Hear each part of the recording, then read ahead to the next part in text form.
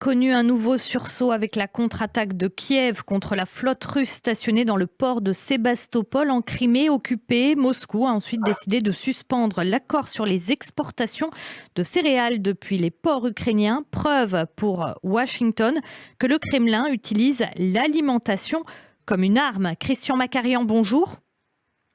Bonjour Eva. Vous êtes éditorialiste et spécialiste des questions internationales au point. Merci d'être avec nous ce matin en direct sur Radio J. Alors, quand Washington dit que le Kremlin utilise l'alimentation mondiale comme une arme, est-ce que c'est justifié ? Oui, c'est évidemment complètement justifié, puisque nous savons que depuis la conclusion de cet accord le 22 juillet à Istanbul, la Russie n'était pas contente, n'était pas satisfaite. Elle avait d'autres conditions qui devaient être remplies chemin faisant. Donc, ces conditions, entre autres, devaient favoriser davantage l'exportation de blé russe à partir des ports ukrainiens que du blé ukrainien lui-même.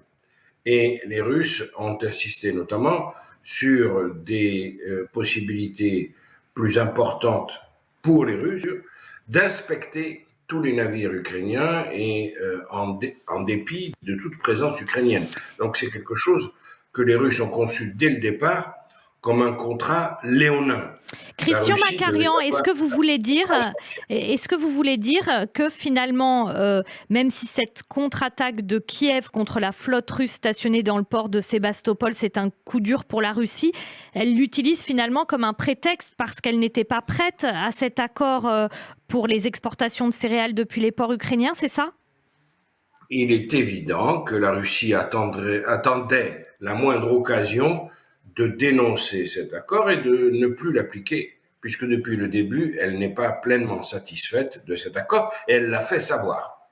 Christian Macarian, le fait que Moscou ait décidé de suspendre cet accord sur les exportations de céréales depuis l'Ukraine, le président Joe Biden dit que ça fait peser une grave menace sur l'alimentation au niveau mondial. On sait que l'Ukraine, c'est un peu le grenier à blé du monde. Est-ce que Joe Biden a raison quand il dit ça ? Est-ce qu'effectivement, on risque d'avoir des pénuries de céréales et qui pourraient entraîner d'autres pénuries de pain, de farine, etc. Par contre-coup, oui, non seulement des pénuries, mais aussi une inflation par contre-coup, parce que dans tous les produits dérivés dans lesquels vous pouvez trouver du colza ou des céréales, par exemple, c'est-à-dire les deux principales productions ukrainiennes, céréales, c'est-à-dire toute la famille des céréales, c'est pas que le blé, et bien dans tous les produits dérivés, du pain au biscuit, à toutes sortes de produits dérivés alimentaires, vous aurez une explosion des prix que tout le monde a déjà pu constater. Donc oui, c'est une arme à contre-coup qu'utilise la Russie incontestablement. Que par exemple, pour répondre concrètement à votre question, il y a à l'heure actuelle 150 navires céréaliers remplis à ras-bord qui attendent de pouvoir quitter le port d'Odessa. Ce blé s'abîme, bon, on peut le garder pendant un certain temps puisque ces silos sont réfrigérés, etc. Les cuves également à bord des navires, mais enfin, on ne peut pas utiliser ça à l'infini.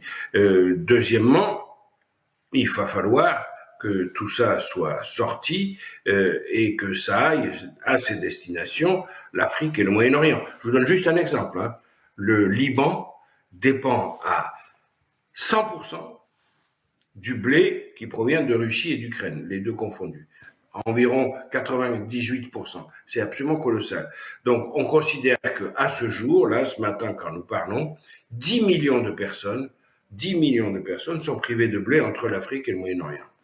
Christian Macarian, est-ce que ça pourrait entraîner une riposte plus importante, par exemple le fait d'un soutien accru à l'Ukraine concernant cette décision de Moscou? Est-ce que ce problème d'alimentation en blé, etc., ça risque de faire basculer la guerre dans une autre dimension?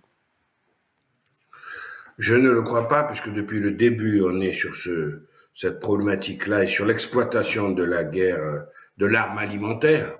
Il y a eu l'arme alimentaire, il y a eu l'arme climatique, il y a eu l'arme écologique, et maintenant peut-être encore d'autres types de menaces utilisées par les Russes.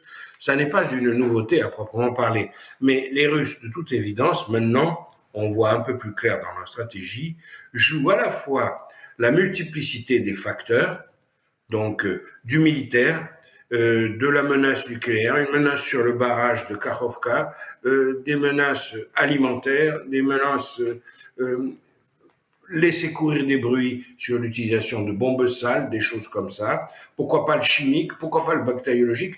La Russie s'amuse à la guerre hybride. Et je ne suis pas sûr qu'elle s'amuse beaucoup parce que globalement, sur la guerre militaire, elle a enregistré un échec clair et net. Mais c'est justement parce qu'elle a reçu une leçon sur le plan militaire qu'elle développe la guerre dite hybride. Et à ce titre-là, effectivement, la guerre alimentaire va se poursuivre. La Russie joue la montre. Ils veulent jouer une guerre maintenant d'usure. Ils creusent des tranchées. Comme en Syrie, Christian Macarian, comme en Syrie, comme ça s'est passé en Syrie. Alors, ça s'inspire en partie, vous avez raison, puisqu'en plus, la personne qui dirige tout ça, le général Surovikin, a fait ses armes, si j'ose dire, en Syrie, mais auparavant, il les a faites en tant qu'officier au Tadjikistan et en Afghanistan, c'est-à-dire toujours dans des contextes où l'armée russe écrase l'armée adversaire, l'ennemi ennemi, sans entrer à l'intérieur du terrain. Vous voyez ce que je veux dire? De l'extérieur. Donc, de toute évidence, il y a un changement de stratégie. Et encore une fois, de toute évidence, les Russes jouent le pourrissement du conflit. Plus d'électricité, plus de chauffage, des difficultés d'alimentation, une inflation record pour l'Occident, et on continue de cette manière-là, de façon à arriver à une autre issue. Ce que dit le Kremlin, notamment les proches de Vladimir Poutine, voire Vladimir Poutine lui-même, c'est que finalement ces sanctions, elles ne servent à rien, puisque la Russie s'en sortirait très bien, et que nous, en Occident, nous payerions le prix de cette guerre, alors qu'en Russie, tout va bien. Qu'est-ce qu'il faut penser de ce narratif? Est-ce que c'est une réalité ou pas? Non, c'est pas vrai. Les sanctions ne servent pas à rien parce qu'on ne comprend pas le mécanisme des sanctions. Évidemment, si on regarde les cas les plus flagrants, les sanctions contre Cuba, depuis le début des années 60, vous vous rendez compte? Ça fait 60 ans qu'ils sont sous pression et jamais à aucun moment le régime Castro n'a vacillé. Le frère est arrivé et puis il y aura des successeurs. Donc, c'est pas comme ça qu'il faut voir les sanctions.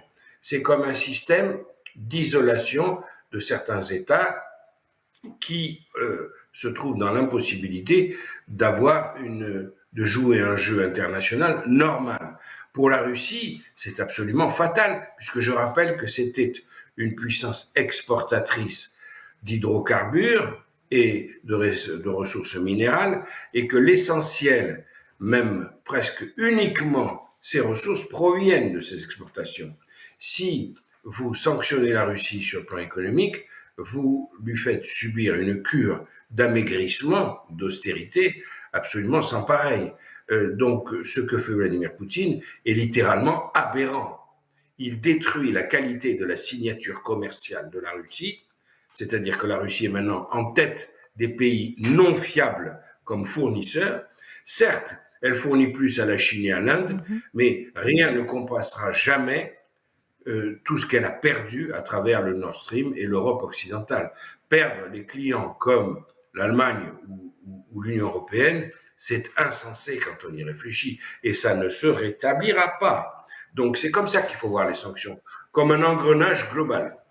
Christian Macarian, merci beaucoup d'avoir été avec nous ce matin en direct sur Radio J. Merci beaucoup pour ces éclairages. Merci. Je rappelle que vous êtes éditorialiste et spécialiste des questions internationales au Point. Bonne journée à vous. À très vite.